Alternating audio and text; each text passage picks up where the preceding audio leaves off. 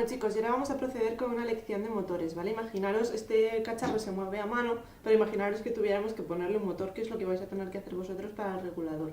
¿Cómo elegimos ese motor y cómo sabemos qué motor va a ser más o menos el adecuado? No vamos a entrar mucho en tecnicismo porque a lo mejor se sale un poco de las competencias del concurso. Si queréis hacer cálculos y todas estas cosas siempre nos podéis preguntar, pero un poco así a ojo para que tengáis una idea. Todos los motores que tenemos aquí encima de la mesa, ¿vale?, están alimentados entre 6 y 24 voltios, que es lo que se pide en el concurso. Pero sin embargo, no todos son adecuados para lo que queremos hacer y tenemos que tenerlo en cuenta según lo que queramos alimentar. Por ejemplo, este motor que tengo aquí, que es súper grande, no sé si lo estáis viendo, pero es una bestialidad, es una elevanunas de un coche y obviamente no lo podemos usar para nuestro regulador, porque se sale de rango. De hecho es súper complicado moverlo a mano porque tiene una fuerza impresionante y se mueve súper despacito y nosotros queremos que este cacharro coja una cierta velocidad. Así que un motor tan grande como este y tan pesado se nos sale, así que no vamos a usar ningún tipo de estos motores.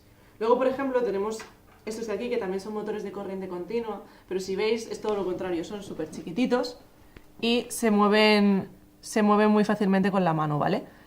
Mira, por ejemplo este, que es muy fácil.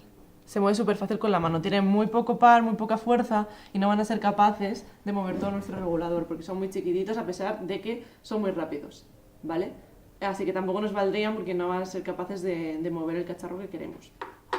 Hay un tipo de motores que son especiales, que son estos dos de aquí, que se llaman motores paso a paso, que no sé si alguno tendrá alguno en casa o acceso a alguno, pero si los movéis se notan como pasitos, que por eso se llaman paso a paso, que son como pequeños clic, clic, clic, clic que haces al girarlos.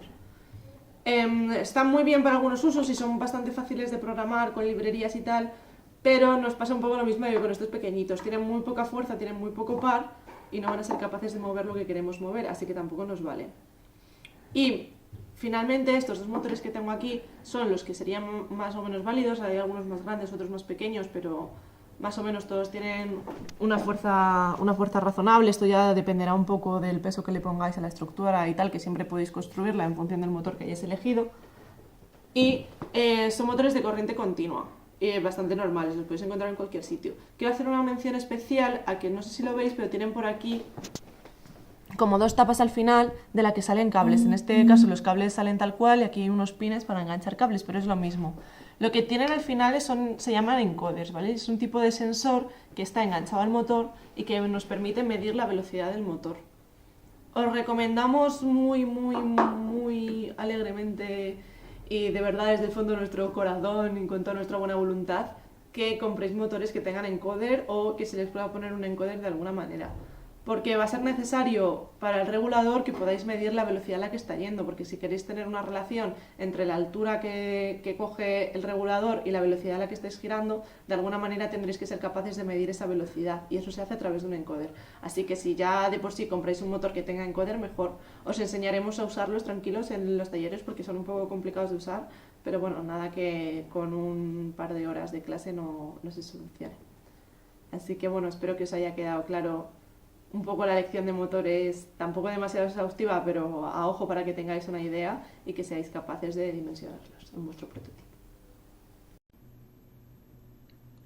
Vale, después de que nuestra compañera nos haya enseñado varios motores y nos ha dicho cuáles son los más convenientes para nuestra aplicación, pues vamos a mirar por internet los dos principales.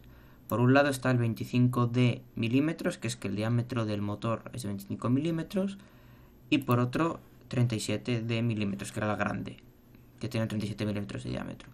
Pololo es un distribuidor que probablemente es el más importante y que más variedad tiene en motores de bajo coste, pero no es recomendable comprar directamente desde la página. Está en Estados Unidos y sale un poco caro. Luego os enseñaré otros vendedores en España. Entonces, vamos a mirar primero los de 25D, que son más pequeños y consumen menos potencia por lo general. Entonces tenemos aquí una tabla bastante larga en la que nos dan a elegir varias tensiones de alimentación, 6 o 12 voltios, que hay motores que consumen diferentes corrientes. Mira, fijaros que esta 6 voltios puede consumir una versión 6,5 amperios o 2,4 amperios, y el de 12 pues hay incluso 3. Que luego tiene una versión con encoder y otra sin. Como les ha dicho mi compañera, mejor la versión con encoder directamente, porque tendréis que medir la velocidad para vuestro reto, y mejor comprarlo ya integrado y montado. Entonces sería esta columna en la que nos vamos a fijar. Luego, en esta columna nos va a dar la velocidad que da el motor cuando no tiene carga, es decir, su velocidad máxima. Nunca vamos a llegar a esta velocidad porque siempre vamos a poner algo de carga al motor. Y luego esto es cuando el motor está haciendo la máxima fuerza posible, que esto en un motor de este tipo es cuando está parado el eje, pues da esta fuerza y esto es par. Entonces, fijaros que lo dan en unidades muy raras. Onzas por pulgadas. Estos son unidades bastardas, no son del sistema internacional. Para comparar motores, pues lo mejor es que os la paséis todo al sistema internacional, porque habrá unos fabricantes que los dé en una unidad, otros en otra. Entonces, bueno, buscáis en Google simplemente eso, onza por pulgada a newton metro, y ya sale un conversor. Otros lo dan en una unidad que es kilogramo por centímetro. Y bueno, busquéis por Google conversores y en un momento los encontráis. Pero eso, para comparar motores, pasarlo todo a newton metro. Entonces, siguiendo con estos de aquí, pues primero mejor vamos a mirar los de ahí que se alimentan a 12 voltios. En el reto podéis alimentarlos de 6 a 24. Cogemos 12 que está en la mitad. Vale, de estos tres, pues hay unos que se alimentan 1 amperio con 1, otro a 2,1 y 5,6. 5,6 amperios de máximo es bastante. Entonces mejor vamos a mirar los de 2,1. Vale, bien, ahora de aquí nos queda ver de estos motores cuál nos vale. Entonces fijaros que este, por ejemplo, si te mide 800 va rapidísimo. Es una monstruosidad. O que esté debajo del todo de 33 RPM es demasiado lento. Entonces, cuando elijáis a las velocidades que tiene que ir vuestro regulador, pues de 220 a 160 o 100 incluso, serán velocidades válidas. Entonces, probablemente cualquiera de estos tres motores os valdrá. La velocidad máxima, dejadle margen. O sea, si vuestra velocidad máxima es 150, 160 probablemente se os quedará corto. Mejor ir al de arriba, a 220.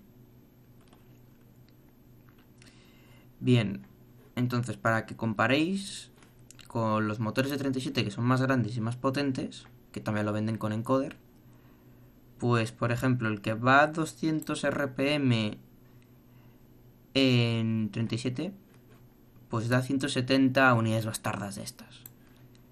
En cambio del otro, pues el de 200 RPM que aquí daba 170, pues aquí da pues 63 solo. Más o menos, o sea, fijaros que es que la diferencia es enorme. Con la versión de 12 voltios, pues mira, no hay casi diferencia. Un poquito menos del de 25, pero de 170 a eso no hay mucha diferencia. Entonces, puestos a elegir, coged un motor más pequeño que será más fácil de integrar en vuestro diseño.